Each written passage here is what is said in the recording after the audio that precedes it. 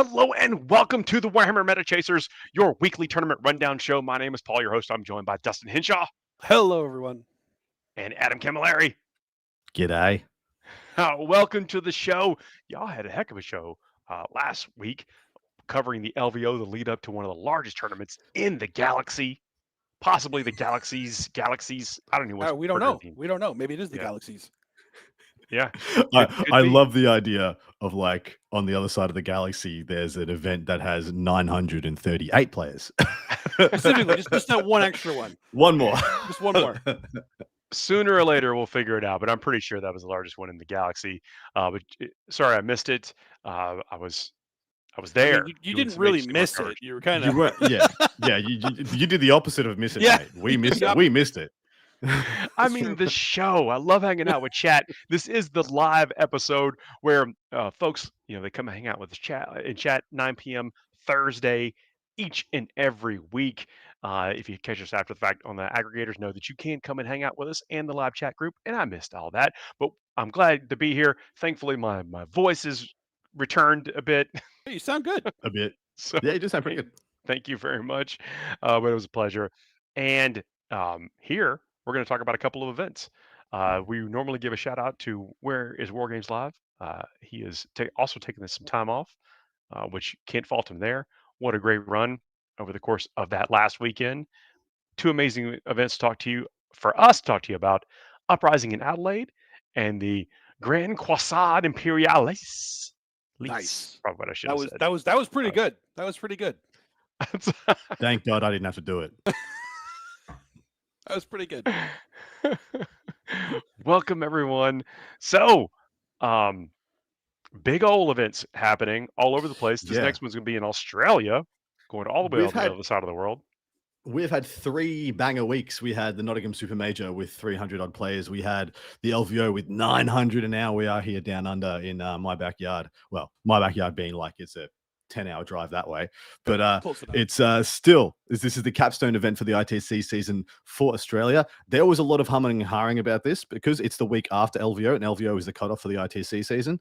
I would shout out that the TOs have done a great freaking job, and they've renegotiated and managed to get this into the 2023 season exclusively for the South Pacific. So they'll still be able to give out ITC awards and end of season awards at the end of this event, which is well done to the crew there. Really, I know I put them in a lot of stress because a lot of people come from all over Australia to this event, and you guys know how expensive it is getting around in Australia. It's a lot of money. It's a lot of distance. You got to fly, travel, take time off work. And so a lot of people coming here to compete for those accolades, and happy to say that they will be able to. This is an interesting tournament, though, because typically we're talking about tournaments that are about to happen. This one has already started due to the magic of time zones. The future. They're in the future. Yeah. Round 1 just finished. They're in lunch right now. Round 2 will be kicking off. It is on Twitch if you want to go check it out. Australis Tabletop Wargaming Network, ATWN, if you want to go search that up. It should be, if you got the Warhammer, all the Warhammer streamers, just click on that. You'll scroll down and be able to find it. A great little gig there by one of my mates from Canada, from Canberra, not Canada. And yeah, go check it out if you're so inclined. It's going to get pretty good. 8 games. This is in Adelaide, South Australia. It's in Australia. In case Turns that part out wasn't super obvious. 210 players, 8-round event like you just covered. What are we going to see there? Let's have a look at the Imperial Superfaction. There are 7 Sisters of Battle, 7 Custodes, 8 Admech, 9 Astra Militarum, 7 Grey Knights, and 4 Imperial Knights. Space Marines, there are 20 Adeptus Astartes, 7 Dark Angels, 6 Space Wolves, a single Blood Angel, a single Death Watch, and 9 Black Templar. Chaos, there's 15 Chaos Space Marines, 3 T-Suns, 8 Death Guard, 14 World Eaters, 6 Demons, and 13 Chaos Knights. Xenos, there's 14 Necrons, 12 Orcs, 7 Tau, and 9 Votan. Hive Mind, there's 8 Tyranids, single Gene Stealer Cult, just one going everywhere. Eldari, there is just 13 Eldari. No Drukhari, just 13 Eldari. 0 Drukhari. I mean, that is a stat in and of itself. I had to leave it in. Because I was kind of stunned. In 210 players, we couldn't get a single, dark kin. That's not a single one. Surprising. But I mean, maybe some of the Eldari have some Drukhari in there. I don't know. We'll have to see. But I know there's a couple. There's at least 1 or 2 Ynnari listed, so I assume there is some. So maybe there is some in there. Maybe. All right. But that does mean the faction podium is Astartes topping it off with 20, and then Chaos Space Marines second with 15. Necrons and World Eaters pulling up a very close third with 14, and then Chaos Knights and Eldari right behind them at 13, and Orcs behind them at 12. So the only real gap is Astartes 5 ahead of second place. The other ones are within 1 of each other. And Adam was about to say something, but then he had to cough. Yes, beautiful, beautiful distribution. Lovely little step down here. Of course, Astartes is here, there, and everywhere. Vast majority are Ultramarines, from what I was able to break down. But yeah, what a gorgeous little spread. Well done. I like that a lot. You know, I could use some more GSC and maybe a sprinkle of Drakari, but other than that, it's pretty good. I like it. I mean, because the spread is so close together, that makes it a really, really, well, less of a chance you're going to fight the same thing multiple times, right? Yeah. There are some standouts here. Chaos Knights being one of those. That's exactly what I was going to say. Exactly right. It's a difficult army to round up down there. Which is a factor. Now, look, you got to think that when you're tournament play, of course, you do some borrow hammer and you find a way to get the army that you want on the table. Of course, we don't know all the composition of that, but the Chaos Knights typical composition involves a lot of the War Dogs. Correct. Which have been extremely difficult to get your hands on down under. I will say the other one that's been extremely hard to do is Votann. Just for an Australian to just put together a Votann list, let alone the 6 Sagittar Votann list, it's been sometimes impossible in some months or years to get hold of those miniatures. And I say years because most of last year it was really prohibitive. Like we had players who I wish I could run 6. I have 2. And there are none in my city. That kind of stuff. But yeah, there's a lot being made of the uprising terrain. So the uprising terrain, you'll think it's kind of between UKTC and GW terrain. It's not quite. They don't have as many of the based ruins, but they have the right footprint in every other way. The right footprint of the things that are placed on the ruins is correct, but it didn't quite get together all the bases needed. So it's somewhere between the two. So it's pretty good, but what is accepted is that a lot of people believe the Chaos Knights are going to have a field day. We're going to do extremely well on these tables. Oh, that might explain the count there. And of course, Eldari very strong still. You just no nerf has been good enough. No, it's not. Yes. I don't actually. You can nerf them 100 times. Eldari will always have play. That's just Eldari. World Eaters, though, that's the thing. So World Eaters and Necrons, Necrons, I think the strongest of the most recent codexes that we've seen that's been played out in tournament stats that we've seen thus far, and then of course just Necrons taking down that big tournament last week. You think that's going to influence maybe some of these lists we're going to see this weekend? Absolutely. I definitely think Necrons are in a very strong place on this terrain, on these missions. Just going eight games, it's just a very reliable list to take into this where, oh man, I don't know any army that puts Necrons in the ground at the moment. I don't know any army that gets a big win or that can confidently say, I kill Catan really good. I don't think any army can just put up their hand and be like, Catan aren't a problem for me. They're a problem for everybody. So there is always that can just happen. Yeah. So definitely, I think it's a very reliable way to play the game at the moment. If you didn't know what to take and you had Necrons, go for it. Yeah. Be good to go. Nice. I mean, the World Eater list has been pretty much, I'm going to say, mostly figured out. It's not like they have that many options of what's good, but I think the vanilla list is probably the most popular one right now. You'll recognize the vanilla list if the top points say 1975. That's basically what it is. I think that's the general one that most people take. It's the most successful in terms of the way it plays, and it can really pressure some armies that can't handle it, and it can play I'm not going to say defensively either, because World Eaters will take that offense to that, but play conservatively in order to win the game in those games that they can't do too much pressure because they have too many infiltrators or whatever it might be that's up to games. In this section of the show, we also highlight some of the top ranked players in attendance. And in this case, I think we've got the tippity top of the ranks of all the players because this is like the World Series in Australia. And so players are coming out to get that, try to win the gold for their factions or the region and everything else. So first up, we have the first place ranked player in the South Pacific right now. That is Brody Middleton. He's playing his Adeptus Astartes Ultramarines list. Very similar to the John Lennon list he took to WCW. He's got Manius Calgar, Apothecary Biologist with Blade Driven Deep, so infiltrate, Phobos Librarian, and a combi Weapon Lieutenant. 6 aggressors, 6 Devastators with Grav, not las cannons, 2 ballistas dreadnoughts, 5 assault intercessors with jump packs, 2x6 inceptors, 5 infiltrators, and 2 units of 5 scouts. So a little bit of alteration here from what we have seen from these similar lists. The grab over the las cannons. I mean, we saw Chaos Knights on the podium. I think he's read the room correctly. The 2 ballistas dreadnoughts That's is an good because addition people that still have those from a long time ago. It's true. It Yeah. works. Absolutely. And yeah, 2 ballistas dreads is not something I was expecting to see in a Vanguard. Why do you think those guys have made the cut? Can't they get like some ability that doesn't require support from another character around them, if I remember right? Like I think they're pretty good on points, and they've got like some built-in ability that gives them some independence, if I remember right. Yeah, I'm pretty sure they operate pretty exclusively, like, you know, without buffs, without need of any real. Sorry, they hit on 3s. Their special ability is each time this model makes a range attack that targets a unit that is not below half strength, a la most vehicles, whatnot, reroll the hit roll. So they're going to be hitting on 3s, re-rolling, a la they do not need Oath of Moment. There we go. Not Yeah, they below. don't basically That's- need You any don't help. see that anywhere. And they're not a ton of points. They're not a ton of points. Not a ton of points. That's correct. I believe they're around the 120, 130 mark, just off the cuff. But yeah, this is a very interesting list in that it's got like, so usually I would see whirlwinds sometimes instead of the ballistas dreads, or I'd see more inceptors like 663 or some more scouts. He's actually going with the infiltrators and the Phobos librarian as well, which I actually am only becoming more and more high on. But in a much more shooting meta where you don't have the plexiglass, they think there's going to be decent lanes of fire.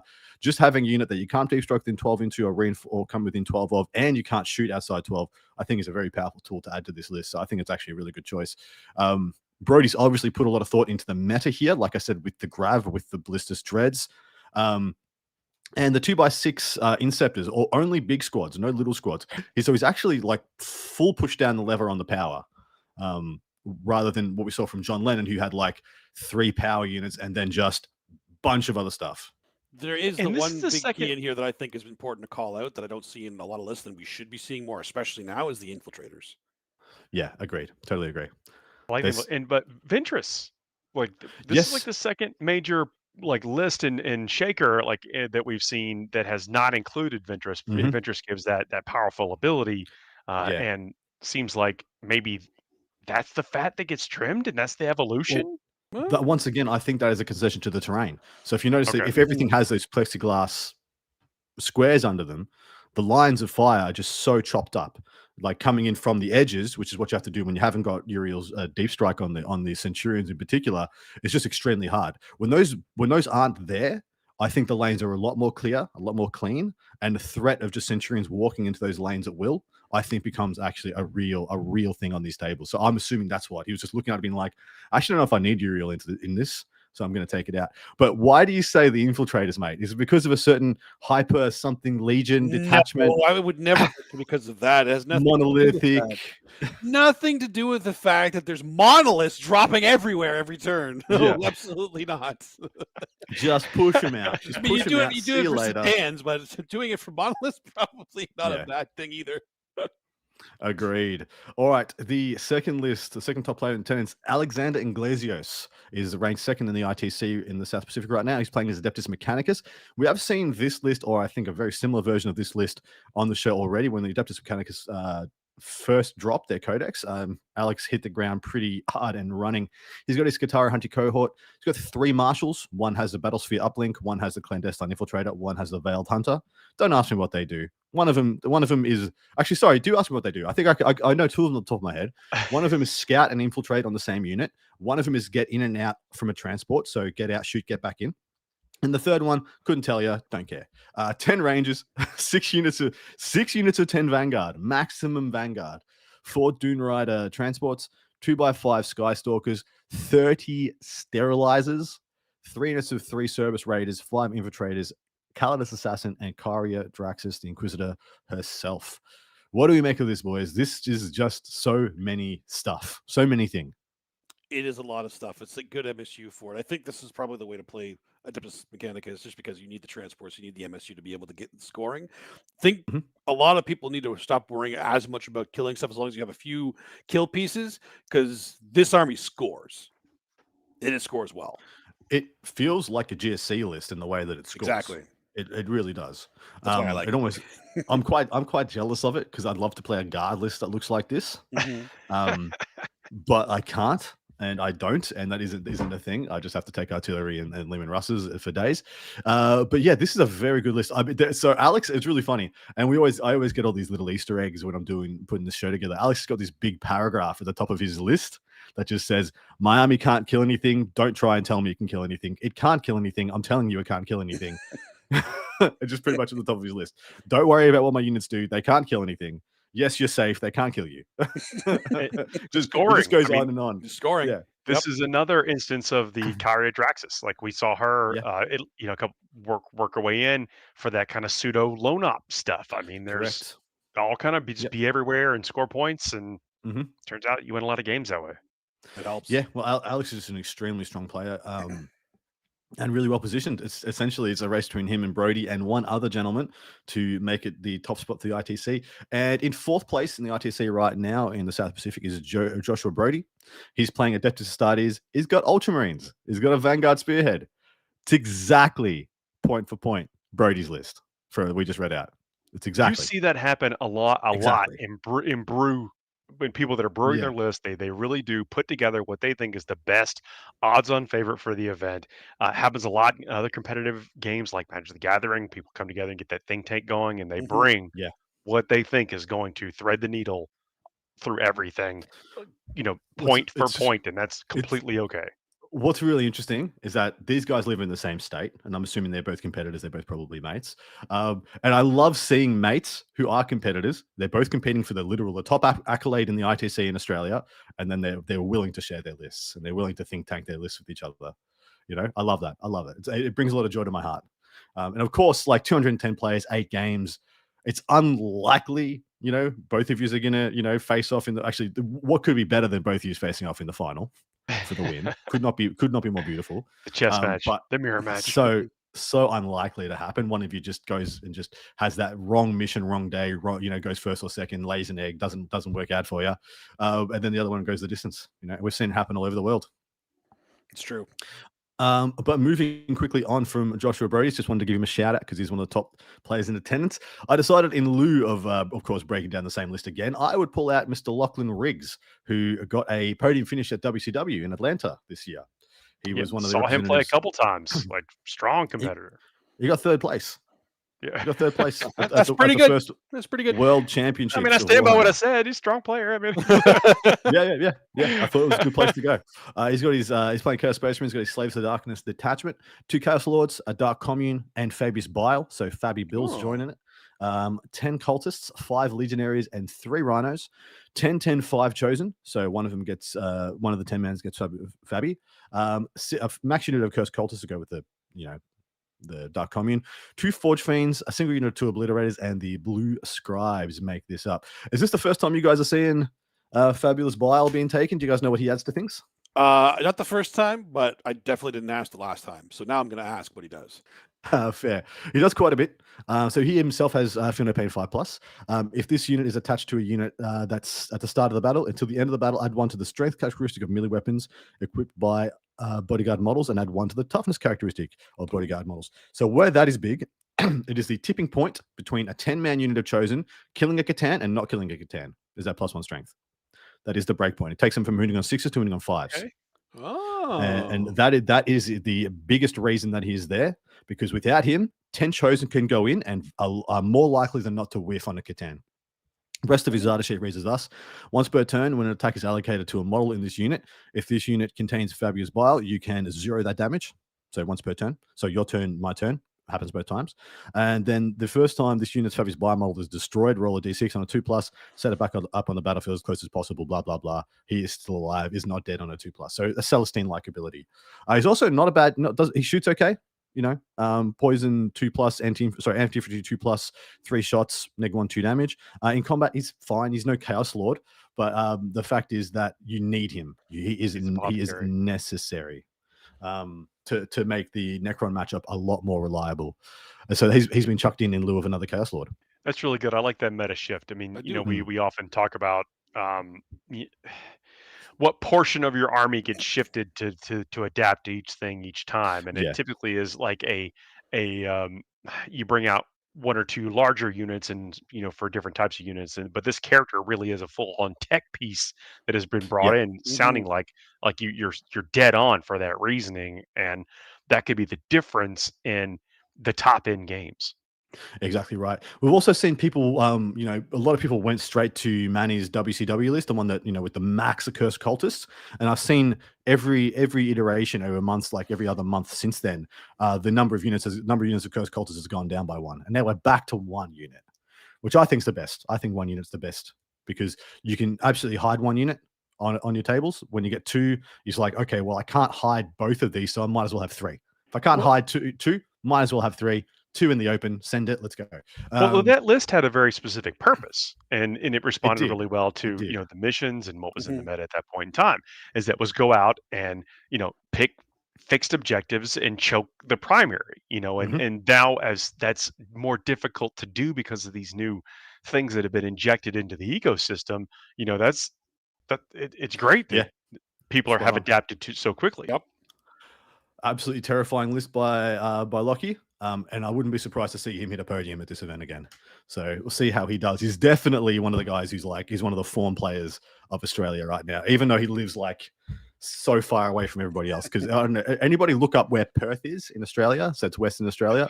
It's the most isolated major city in the world. It's the furthest away from another major city of any city in the world. So, and he's absolutely at his zenith at the moment.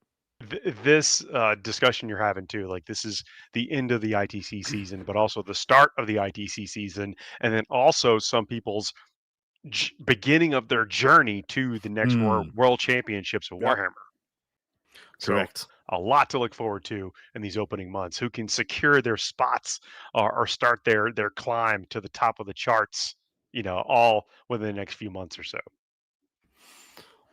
All right, boys, time to pick some Pick a winners. winner. Yeah. All right. So this point in the show where we pick the faction or the player that we think is going to bring I this thing down.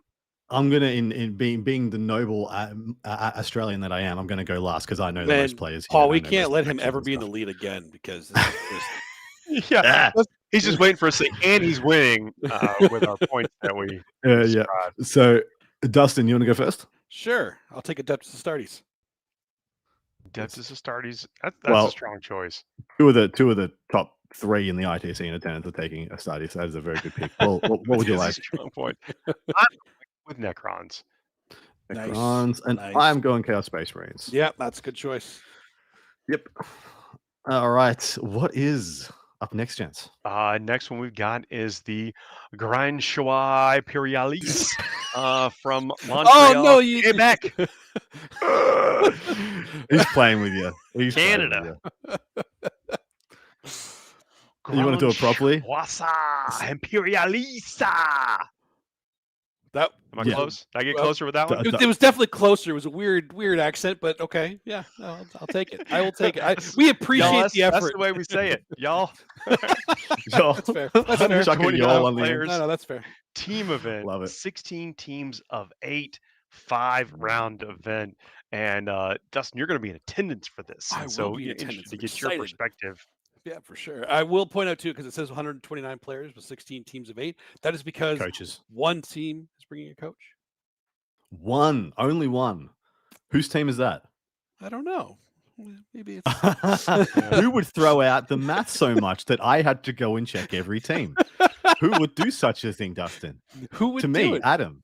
We made sure. on this Hey, show. I knew it would show up in here, and then I could call it. I was like, "Well, somebody brought a coach." I don't know. I've made a meme that we're going to get to in a moment, meme. which well, you'll see. It's one of the slides. I'm afraid. I am afraid. All right. Now everybody So- listening to this after the fact is going to want to go back and watch the actual stream yeah, of this on you're gonna. YouTube. So 16, so max teams. So 8 is the biggest teams that we do in Yes. our community, and 16. So we're not going to see any more than 16 of. How does that work, gents? Break it down for people if people might be confused by it. In a team tournament, any team cannot pick a faction to use more than once. They're locked to per player. So the most of any particular one faction will be that we'll see is 16. And we actually like to kind of look at and examine which factions come closest to that maxed out or halfway, even halfway point. Is actually pretty Yeah. impressive sometimes. Well, But with it's teams of 8, I think you're more likely to see some of the factions correct. come closer to that. Yeah, exactly right. It's always interesting with 8s as well. So we would generally point out in say 5, 6 player teams anything that came close to 50%. In 8-mans, you get like you said, you get a lot more 50% taken. You should. And so anything over 50% for people at home, you can just kind of consider anything that's been taken. Like if you see 8 or more in representation of any faction on this list, Canada and the players of Canada consider that one of the best factions in the game. Yeah, as in one of the better factions in the game. Mhm. So just for people at home.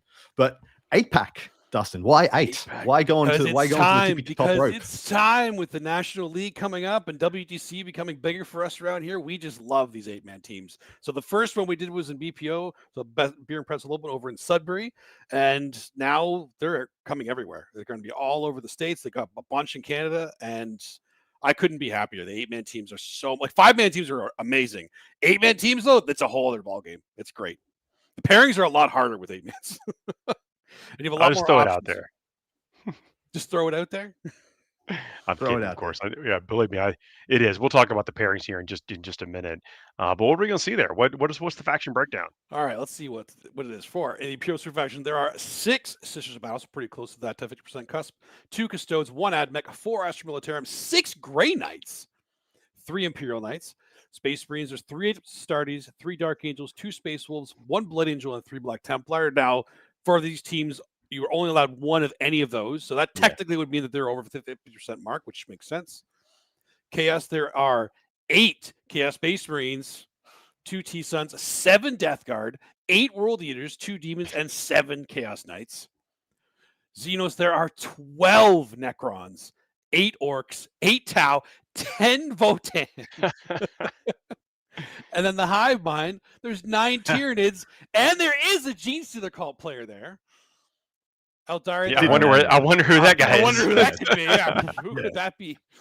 The Eldari, there are 4 Drukhari. This is also Skari's territory, remember, and 9 Eldari, meaning the faction podium for the team's event will be Necrons, with 12 out of the 16 teams taking a Necron list. Votan in second, 10 out of the 16 taking that one, and then Eldari and Tyranids in third with 9, just over 50%, and then a couple at a 50% mark too. So that, in a nutshell, is the 40K meta in Canada.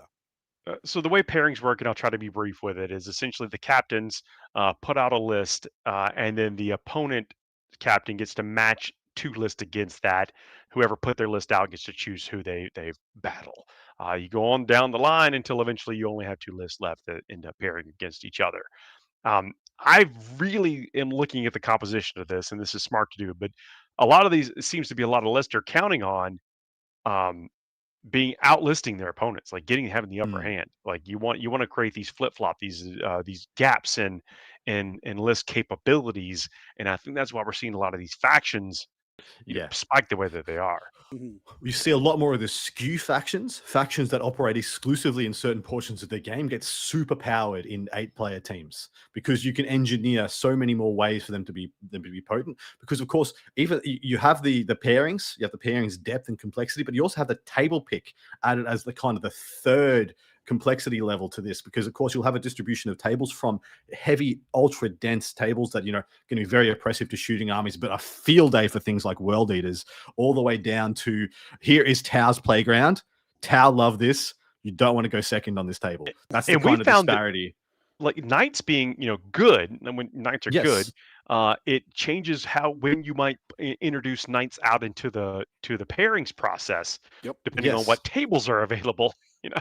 Yeah, it's true. Agreed.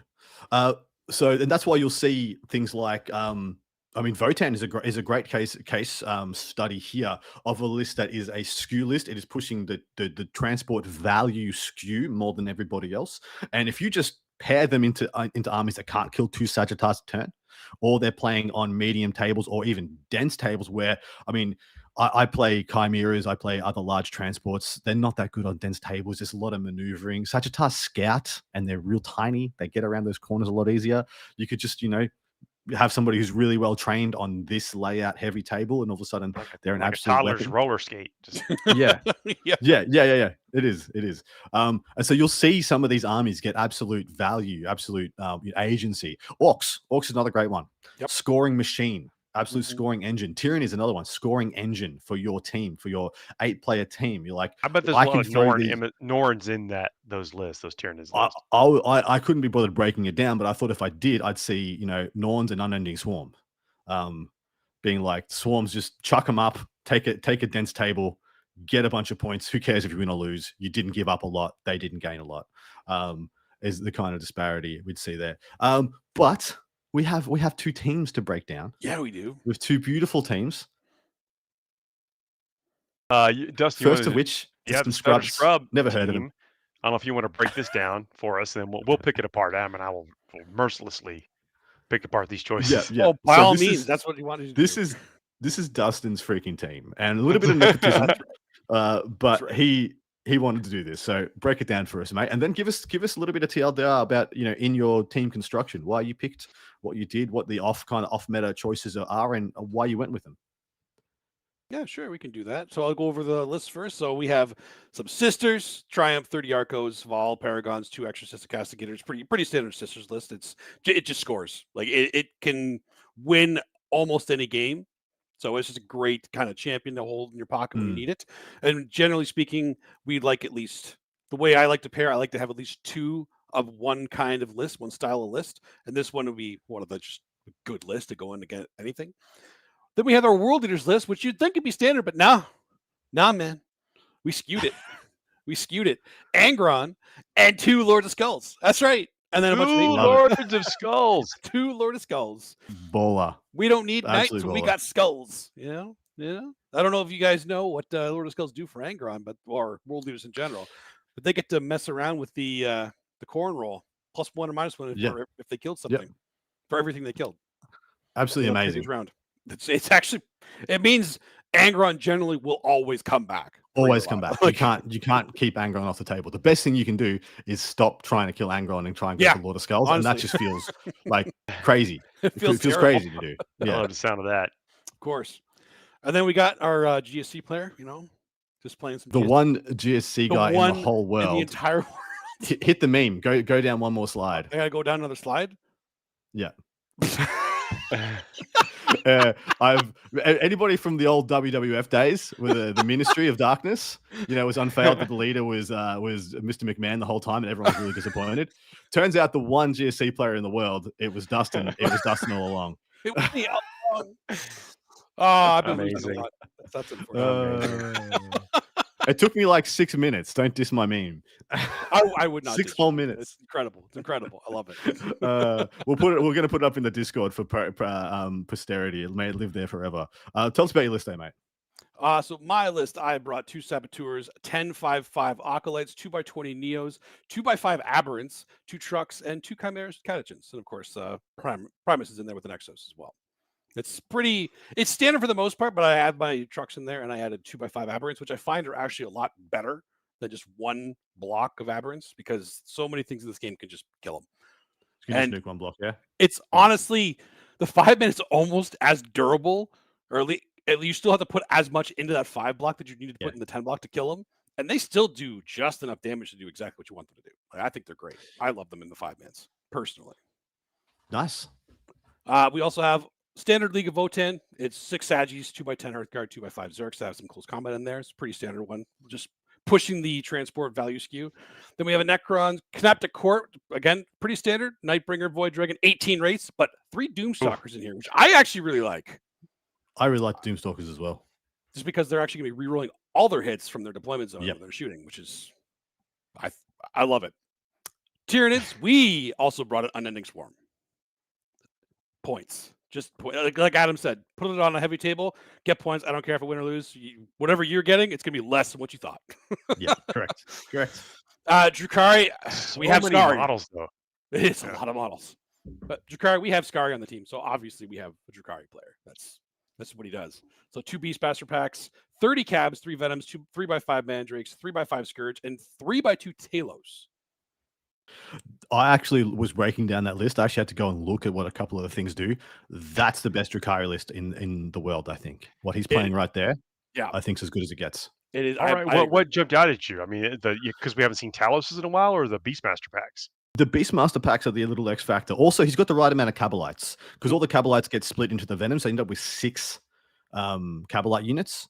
And then, 3 of them have all the heavy weapons, so they're actually decent firing platforms with a pain token, and then you have 3 just running around fighting the midboard disruption. It's got every tactical objective in the game is just unlocked due to the mandrakes and the scourges jumping up and jumping down. Dustin, have you played the Beastmaster packs? Can you give us the impression? Because I've just seen them on paper. I can't actually give people a true impression of how they work. You want to take it away? Yeah, for sure. Like, if you've seen how the Votan play a lot of the time when they go first with all their scouting vehicles, the Beastmaster pack do the same thing, except he's got 2 of them. So again, one turn he blocks you in with one Beastmaster pack, and then next turn does the same thing because they are fast. They're not hard to kill, but they're annoying to kill because they have so many wounds. So the fact they're blocking you in, they actually will help you score primary for like 2 turns, and they can still do some damage, but... So they scout 9 and the whole unit moves 12. Yeah. So if they go first, they are, 21 inches up the table. So they're 3 inches away from your, deployment zone. And they're beasts, so they go through walls. Go through walls. Exactly right. So they are kind of to cordon you off and buy time for the Drukhari to establish board position. Because I see a lot of the time the Drukhari player pretty much has to play on the back line because they have no melee pressure. They have to just play like the back line, like they play like an L, and just dive bomb things into the middle. Whereas these get in the way, slow you down, and obviously get you into the middle of the board, get you playing and interacting a lot better. A few days ago, no lie, a buddy of mine sends me a picture, and he's a Drukhari player of all these beasts that he's painting, and I was like, "What are you doing? Why? Ew. Yeah. Ew, Turns out, look, score points. Yeah, like get up there, disrupt, and be everywhere. Awesome. Yep. Exactly right. Yep, for sure. What was the last list? We rounded off with Eldari because Eldari with the avatar, so it's double avatar, both the Kane and Incarn, 2 Night Spinners, 2x5 Spectres, 2x5 Hawks, and 10 Wraithguard.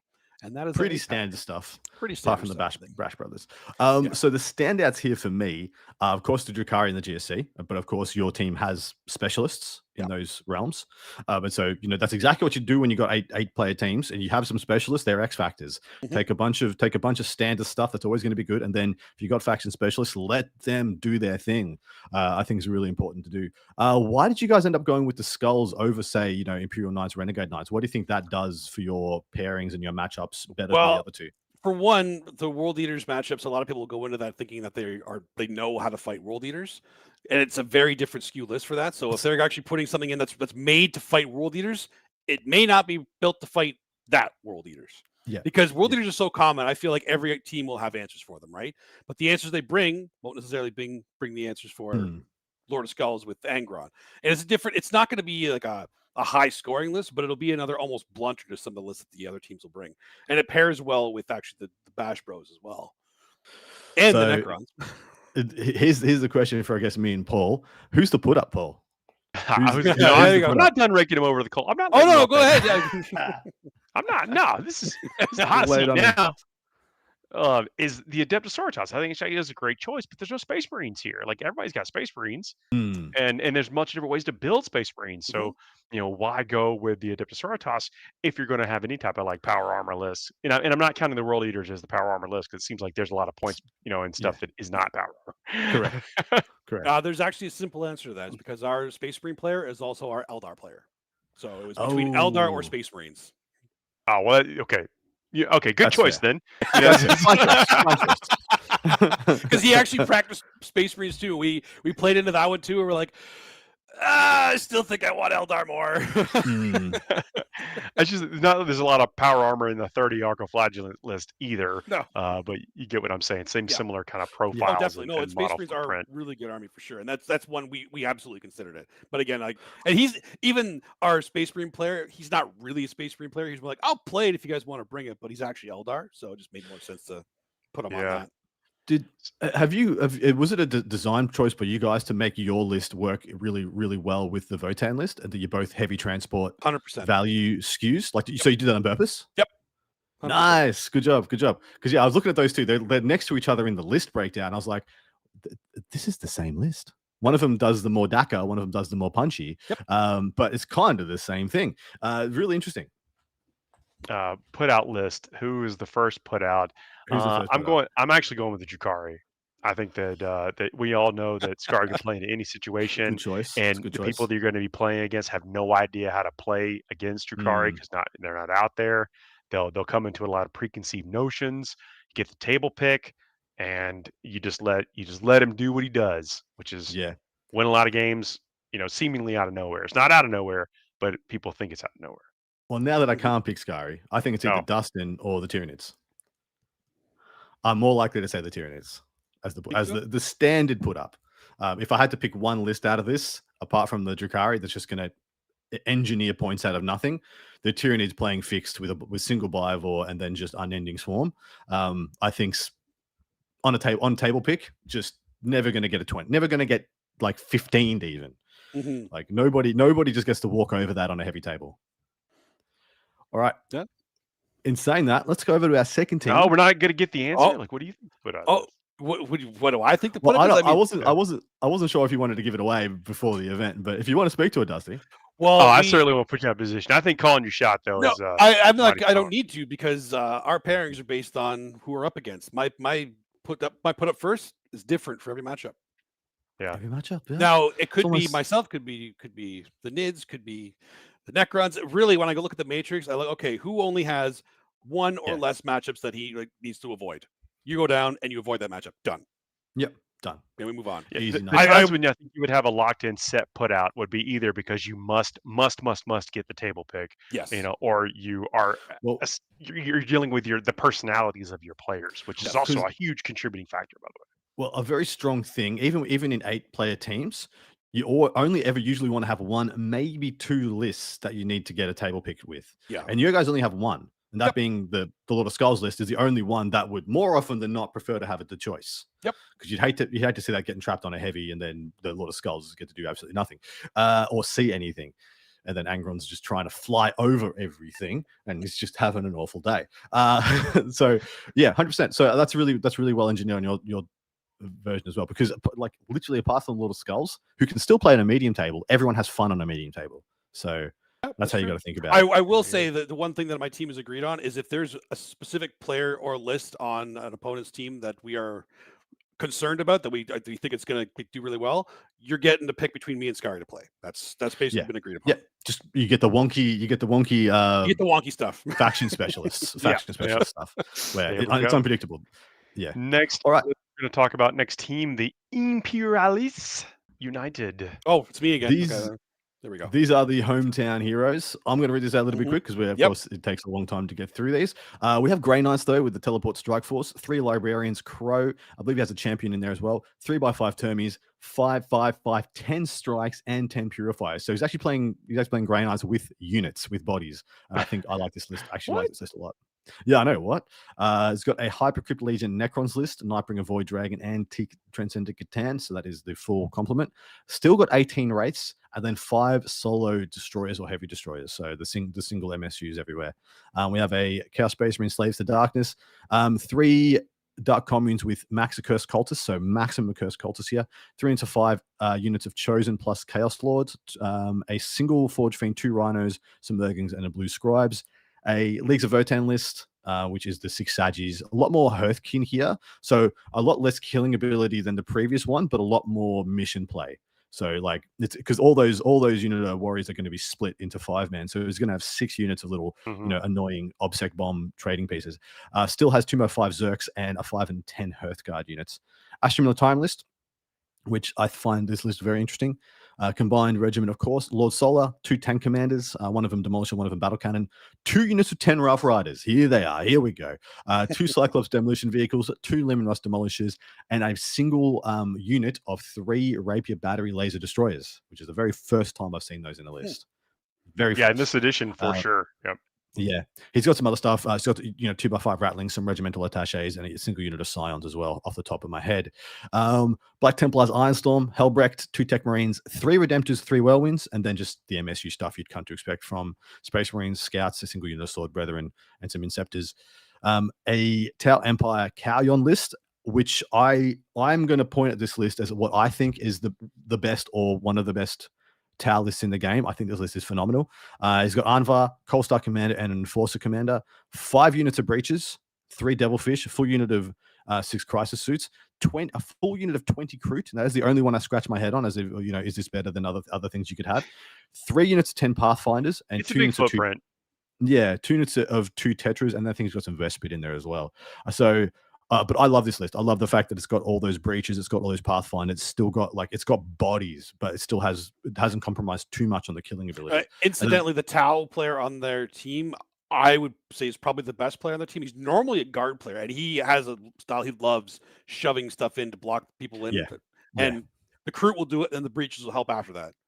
Yeah, and then and all the Pathfinders And can do something as well. Right. Yeah. World Eaters is the last in the list, and this is a fairly standard list. It's got Angron, Card Lord, Invo, and the Mo, the Master of Executions. 2 units of Zerkers, 1 of 10, 1 of 5, a single unit of 3 8-bound, a big and a small unit of 8-bound, and 2 Rhinos, and it's got some Jackals. I like these little list stacks. I mean, they're basically like, this is, their list design is like, if it ain't broke, don't fix it. But they've got a little bit of tweaks here, a little bit of something that I think does give, or at least what shows that they're planning to try to get an advantage. Yeah. I like a lot of these lists. The Astra Militarum list is really unique and interesting. Still has 4, Lehman Russes, still has a lot of regular stuff, but the 2x10 Rough Riders and the Laser Destroyers, really, really spicy, brings a lot of different flavor to what you'd expect. The Grey Knight list is absolutely unique, as in I'm looking up the Rapier right now just to see, because I haven't seen one of these on the table. Yeah. I'm sorry. Yeah, a powerful volley. While this unit is being affected by an order, provided it remains stationary this turn, heavy weapons equipped with this model in the unit have the lethal hits ability. Nice. And they are heavy, right? The heavy. You said. Yeah, so the Laser Destroyer is 2 shots, heavy, twin linked, strength 12, -2, d6 + 1 damage. What does Born Soldiers give you if you don't move? The detachment rule. Unit from army remains stationary. Range equipped have the lethal hits ability. Wait a minute. So it just gets it twice? Twice. Well, then move then. Oh, yeah, move and then the order. Get an order and move. Yeah, exactly right. So stand still, lethal hits, move and get lethal hits. Lethal hits all day, every day. Yeah. But no, really, really cute, really interesting additions. And you'll see this. This makes me think these are very well seasoned teams players, because what you will see in a lot of very strong teams is that they'll take the conventional and they'll change a third or a quarter of it so that it looks the same but operates different. Yep. So you think this is a conventional Tau list, and it's going to be played like a conventional Tau list, peace trading. This flank is going to, cop a bunch of breaches and the deep strike, and it's going to get collapsed. But instead, this is going to be I'm going to pin you in your deployment zone with waves of nonsense list, because he's changed, a quarter of it, added the Kroot, taken some other bits and pieces. And so it's really cool to see people do that and execute that as well. And I did definitely notice that in Dustin's team as well, like Drukhari being one of the biggest and best proponents of that kind of play style. And you don't see it coming, because you don't see like Drukhari is so fragile, thinking like, we are just going to explode. This is a terrible thing to do. But then you get a faction expert who can execute. It makes a big difference. It does. Yeah, I'm still scratching my head on the Grey Knights. I love the Crow and the 10 Purifiers. That's been a unit that I've been staring at, like, out of the side of my eye, like, are you actually secretly very good?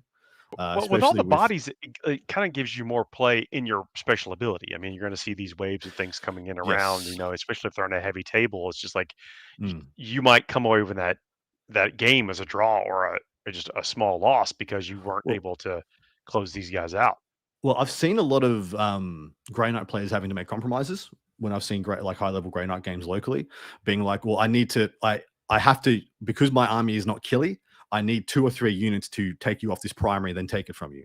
Or I have to go get my secondaries. But if I divert even one squad from what I need to do here to stop your primary to go and get my secondaries, I don't guarantee getting this job done.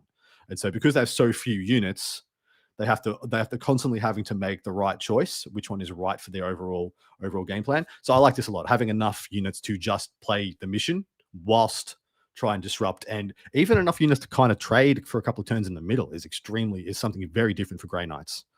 It's just much stuff on the table when you're paying such a premium for your turns. So big questions for Dustin. Which of these lists are you worried about? Is your team worried about? Looking at it, like, which is the spice that you're like, oh, I'm not sure what we've got for this one. If I'm being honest, the Tau. Yeah. Yep. Yeah, for the reasons that that Adam mentioned.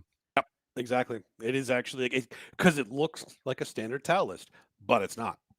But it's not. It's not at It's all. not. I'd love to see him There versus you go. Sky. Can you guys make that happen? Absolutely, we can. That'd be so funny. I mean, Sky, you guys would probably be happy with that matchup. We would, Because for sure. yeah. But the difference is you've got Sky. Both teams, both lists are very fragile, but the Tau still have guns, whereas like Sky's got no guns. Sky's just like gonna get blown up. But Sky actually has like a bunch of weird mission. Yeah, never mind. It would take me half an hour to unpack that matchup. Yeah. So much. Yeah, at team events, we don't pick a winning team because it's impossible to look at all the different teams and the complexity we do. We pick a faction that we think is going to come away with the most battle points over the course of the weekend. But that's trickier than it sounds because sometimes the highest battle point players are not on the winningest teams. Doesn't always work out that way, but that's what you have to factor into your predictions. And Adam, you pick first this time, or did you pick first last time? In an 8-pack, it's just a crapshoot. It's just Babe Ruth, call your shot. Eldari it is for Adam. Makes sense. Eldari's good. I will go with Orcs. Orcs is Nice, not a bad. There pick. are some you were gonna really go good either Orc Orcs- players and some really good Eldar players there for sure. I was correct. Yeah. I actually thought you were going to go World Eaters, Paul. Which I thought That's was a actually good what pick I'm as well. All right, World Eaters. No, I'll give you Highest both. point scorer. Let's go. All If right. they get first place though, you lose a point because you pick 2. That's the All right, crunchy Dustin. part of the show. Now we got a palate cleanser that we round out. Oh, we actually forgot to, give a word from our sponsors, which is us. That's We right. are the sponsors of the show. This could be a segment where you could choose to sponsor either, whatever, but also you can check us out on Patreon. That is one way to support the show. If that's not right for you, by the way, there are several tiers. One of the tiers gets to influence every single one of the segments of this show. Other tiers get you in the Discord. Again, just check it out. Every tier is amazing. Also, a bunch of hassle-free ways to support the show. I wrote GSC in for Dustin, by the way. What? Yes. I said World Eaters. Okay, you big World Eaters? All right, you're getting World I Eaters. mean, I don't want to say that's literally saying I'm going to get the most points this tournament. I'm not saying that. There's no way. I don't know why you shouldn't say that. You were supposed to Babe Ruth. When I said Yeah. Babe Ruthing, I expected you to Babe Ruth immediately after. No, he's World Eatering it. That was the layup, Dustin. I can't. That's way too arrogant. I can't do that. So, check out the Patreon. You can influence this next show that we call the Fake Rapido. The next segment we call the Fake Rapido, where we run down like a series of, random things here in a minute. But you can also leave 5-star reviews, like the show when it comes up on YouTube, leave some comments. Those are some just basically ways to support us and the show. That means a lot. You kind of trick the algorithms into having other people come hang out with us, which is, what we like. We like talking with people in chat. We like doing the show live. We like seeing all this stuff after the fact, talking about the meta each and every week. And then this segment here, we run down a series of topics. We put 2 minutes on the clock for each one of those topics. And once that 2 minutes is over, that's it. We pull the ripcord, move on to the next thing.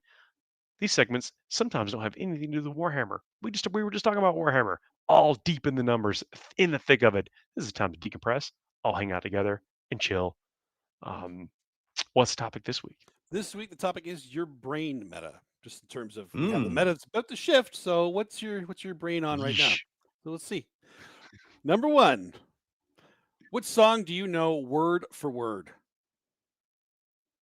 Bohemian Rhapsody. Yeah, that was literally the first one that came to mind Really? as well. I mean, that's Bohemian Rhapsody. Total Eclipse of the Heart. Because of Wayne's World. Nice. Total Eclipse of the Heart. Beautiful. Okay. Foolish Games. Oh wow, Paul's got a list. Yeah, he's ripping it. He's ripping them off the top. I'm trying to think of an obscure one. I have an obscure one that I don't like admitting, but it's not my fault. So when I was younger, we had a long trip. I think it was to Florida or something, We went as a family to Florida. My stepsister had a tape. Yes, a tape. That's one of these really old things you put in the car. It's not before CDs and yeah. Anyway, it was of what the hell is the name of the band? Ace of Base. Oh Yep. yeah, the sign. Yeah, the sign. She rewound and played that Do that one? song over and over for the 24-hour car ride. And my stepmom thought it was hilarious, so she didn't stop it. So there's at a point What like, am I fell asleep and it was still playing, so I got that cerebral memory. I just tattooed it on my brain now, so I know it, even though I rarely listen to it myself at all. Nice. I finally found the obscure one. Okay. Amish Paradise from Weirdo Yankovic. Oh, that's a good one. Yep. That's a good one. Yeah, That's yeah, a good yeah. one. Yep. I mean, I also know the all the words to Around the World. I also know the Jerry Springer one, which I can never sing out loud anymore. That thing aged pretty terribly. Yeah, the 90s The were a words in crazy it, time, no. man. Yeah. The 90s, man. Lawless wasteland. It's a bunch. You still got more. Dig on music. No, several probably. Yeah, I'm sure. depending on how much time we have. But there's like a bunch. Like basically, if it's in one of my favorite bands, it's you just hit play fair. unless just Yep. we're Yeah, going. there's definitely some Offspring songs I could quote Yep. word for word. Yep, absolutely. All right, next up. If you had to quote an entire movie or TV episode, what would you be able to do it for? Tons. I mean, Absolute- Star Really? Wars is you're pretty good. Like, I'm Jeez. sorry. Let me go. Which New Hope. specific? Be more specific. Yeah, New Hope. yeah. Okay. I still call New Hope Star Wars. This is what. That's Star Wars. Okay. You know, I think I told you this before, but I watched Empire Strikes Back before I watched A New Hope. Really? Yeah, Interesting. like 'cause I was just young at the time, and So you didn't even care that it was his father. You're like, yeah, whatever. I was like, I didn't understand. Like, what's the No big deal? build up. Yeah. I don't get it. Then when I finally saw the first one, I was like, oh, this makes so much more sense. Oh, what movie would I be able to? Yeah, I can do all Lord of the Rings, not the Hobbit. Pretty much all the Harry Potters, most of the original trilogy of Star Wars, all the diehards. Original Jurassic Park in the Diehards, chat. Conan the Original Jurassic Park. Barbarian. Conan the Barbarian. Perfect. Yeah. Yeah. Goes Terminator from the 1, chat. Terminator 1 and 2. Right. I could probably do like whole seasons of The Simpsons. Oh yeah, I Whole seasons. would assume all of us would be able to do that at this point. Like that's Yeah, just, yeah. It's kind of our timeline. For me, oh, you know what? The one that I'd definitely be able to do is Aliens. Like the second Yeah, one. nice. 100% I'd be able to, because I've been watching Yeah. that since I was 4, thanks to my brother. Fantastic. I'm not Get confident. away I with could that do back then. Yeah, I'm not confident I could do the first. I could do the first one. I now that couldn't do think the about first it. one. I for sure I could couldn't do the first second one. Absolutely. I watched the Oh, second man. one so many times. I love Yeah. that one. That one's Yeah, me too. So good. That's why it's kind of unfair now with all the new ones coming out. Even if they are actually decent movies, it's like, but it's not Aliens.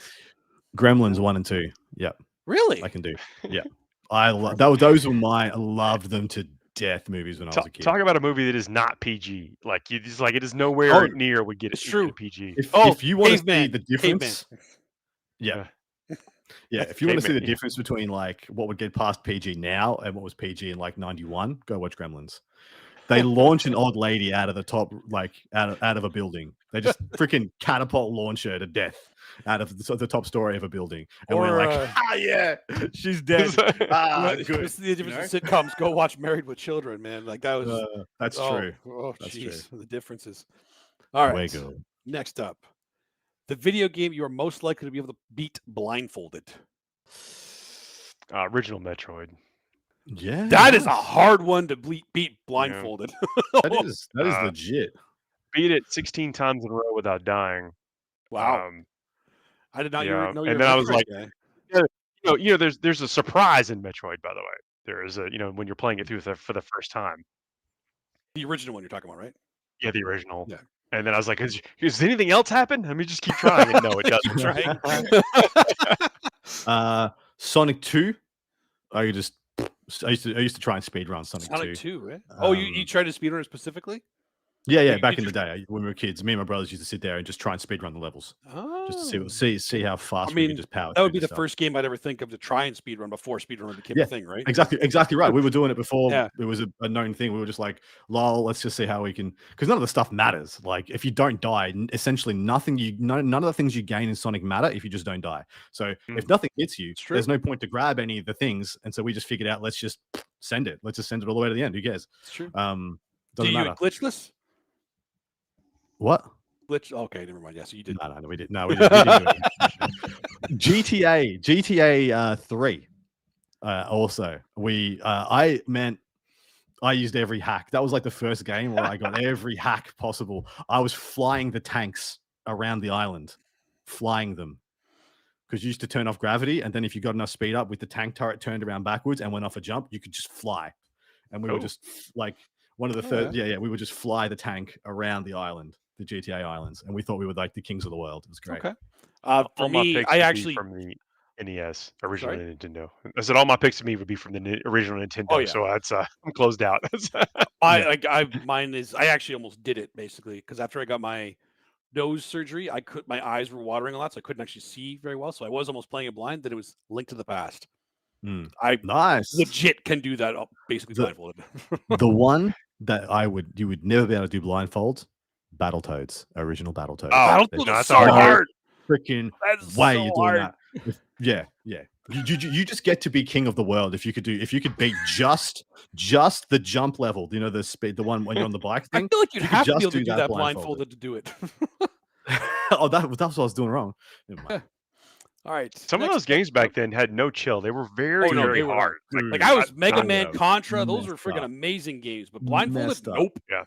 No save points, no safety net, just deep end. Oh yeah. Next up, the two 40K factions facing off at the top table that you could name point for point both lists. Point for point. Oh, just the units themselves or the actual point values of all the units? Well, just like the lists themselves, being able to name off exactly what's in each list at the top table. Oh, sure. Yeah. Best thing to choose is Nanavati versus Crepando because it's the same list. Different lists. Yeah. Let's go different lists. Okay. Yeah. Blood Angels and Eldari. You feel pretty confident.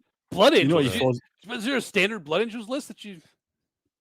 Oh, you mean I thought you meant just like eyeballing it and saying that's this, that, and the other. No, I mean like you don't even need to look at the list. You know what it is. You can reel off. Yeah, no, there is no standard Blood Angel list, but there is a pretty close by to distilled Eldari list you could pick at this point. Jeez, I'm trying to think of one I could reel off the top of my head. Obviously, none of the ones I was at because that's a long time ago since I was at the top table.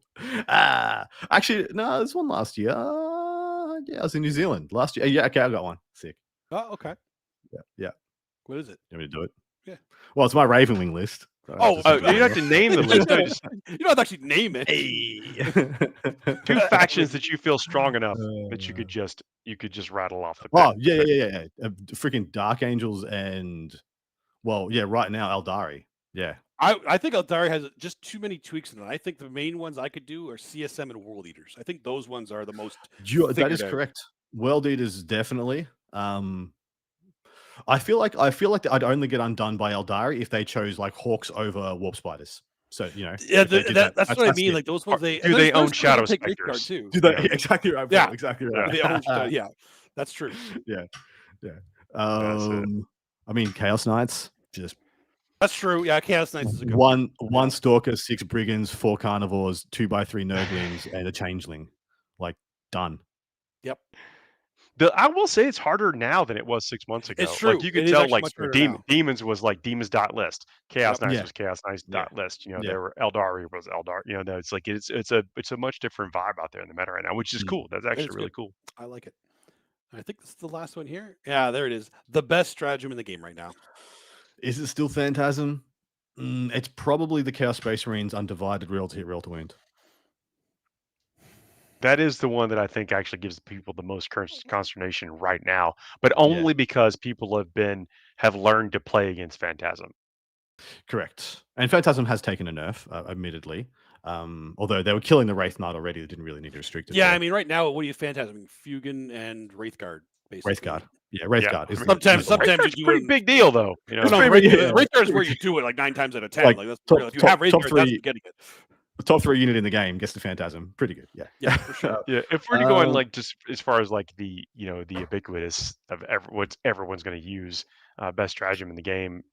I mean, it's got to be counteroffensive, right? I was actually I'm going to say like. Go. I'm kind of going with Paul on that one in terms of what everybody can use. To me, Yeah. I actually think it's Rapid Ingress. Rapid Ingress. Yeah. Sure. I thought we were going to get there. Yeah. Rapid Ingress might be the one everyone can do. That's the best. Although I will throw out a little tank shock if you have. KR to 6 tank shock. That's a great one. Yeah, And then see, grenades. I am going to shut you down on tank shock because Tyranids don't get it. Ha! There's no monster shock. There's no monster Ooh. shock. This is stupid. There should be an upgrade. There legitimately though, there should be an upgrade for a Khan effects that lets you tank shock. In Crusher That's Stampede, That's there their is, whole there is. freaking point. That's what I mean. In Yeah. Crusher Stampede, there is a tank shock, but it's no, it's not. Yeah, got 100% rapid ingress. Got some There you improvements on tank shock. Yeah. Got grenades. That's actually Grenades is good, but again, there are some armies that don't have access to it. Like Tyranids again, man. I just keep on. Yeah, there's some armies that don't have the keyword. And then here's top 10 strategy, or what's the top stratagem you forget you have? Grenades is probably one of those as well. That's true. you know? That's probably up there. That is definitely right. That's number 1, 2, or 3 for sure. That is. Oh, that is our show for the night as well. Had a great time. What an awesome time running down these tournaments from all over the world. We're going to continue to do so. We're going to be talking about the ITC, trying to feature some top ranked players in the regions and for factions, in addition to these amazing events happening each and every week. Warhammer's getting played everywhere. Everywhere. Agreed. If you remember our show in years gone by, it may have had a different name at the time. We would be looking and keying in on the top players in attendance, and those top players were usually those who were top ranked. That may very well be the direction we're going for the next season. And so, if you are one of those people, you're in contention for a faction specialist's position or anything like that, jump in our Patreon, jump in our Discord. Let us know. Let us shine our spotlight, maybe a little bit of Hand of Destiny your way. Buy a t-shirt. We don't sell t-shirts yet, by the way, but go check it out. But you should own some. You should. Yeah. You should own T-shirts. Yeah. In general. Oh, so Chad, hope you had a great time hanging out. We will see y'all next week, everybody. See ya. Bye.